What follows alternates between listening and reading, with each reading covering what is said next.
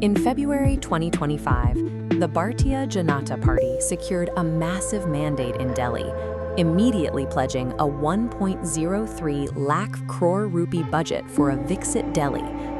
The plan promised a modernized, slum-free capital through an aggressive surge in infrastructure spending, but the city's baseline livability actually collapsed.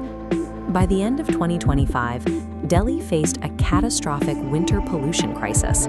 While the government touted growth, the air quality index peaked at a toxic 392, leaving the city paralyzed and its citizens gasping for air. This gap between the multi-billion-dollar promise and the failing reality created a massive credibility deficit. To maintain control, the administration required a way to shift the public's focus away from these systemic failures. A specific pattern emerged in the months that followed. The waves of communal violence and localized fires that broke out across the city appeared to function as a highly synchronized theater. This architecture of chaos serves as a camouflage. It is a deliberate strategy to keep the public distracted while land is seized and municipal budgets are spent in the shadows. The first mechanism of this distraction involves physical instigation. Throughout 2025, right-wing groups began a consistent pattern of hijacking geopolitical solidarity protests at Jantar Mantar and near embassies, turning peaceful demonstrations into manufactured communal clashes. Then came a hyper-local trigger. On March 4, 2026, in Uttam Nagar, a 26-year-old man named Tarun Kumar was killed. It was a tragic, purely neighborhood-level dispute between a Dalit family and their neighbors over a Holi water balloon. Within 48 hours, the local grievance was overtaken.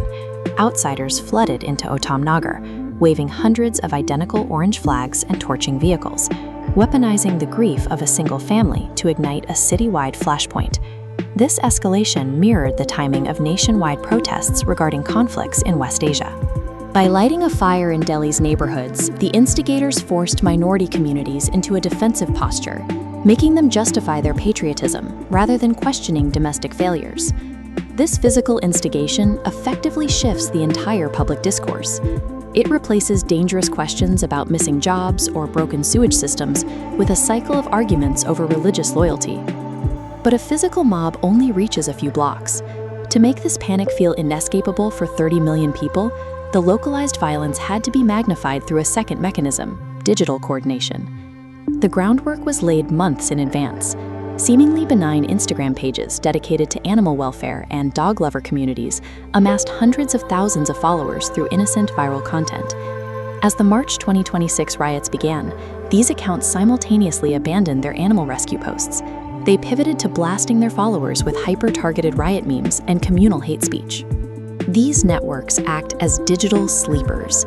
They artificially radicalize the broader public, ensuring that even citizens far from the physical fighting feel like the city is on the verge of a total collapse. This digital infrastructure blinds the public with panic, clearing the path for the administration's final economic objective. This brings us to the economic motive.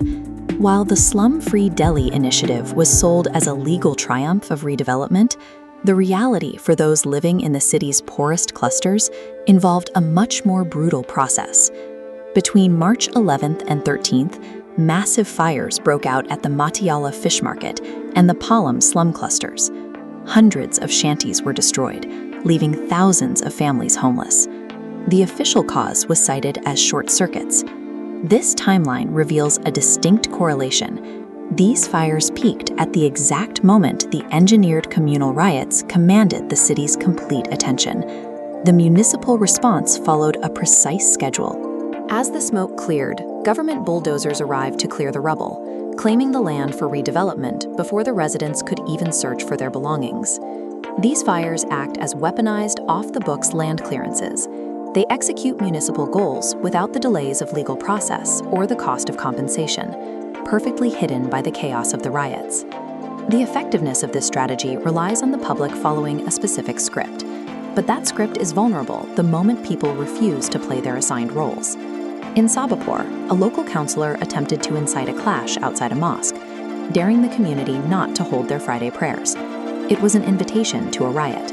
Instead, a local figure named Arsalan Azad stepped directly into the center of the tension to pray, film, and de-escalate. By recording the instigation and refusing to retaliate, he stripped away the anonymity the mob required to escalate. This de-escalation tactic was mirrored in Uttam Nagar, where independent media were brought in to document the truth, neutralizing the engineered violence before it could peak. In Delhi, the recurring chaos serves a specific strategic function. When the next fire breaks out, look past the flames and ask, who is bringing the bulldozers to claim the ashes?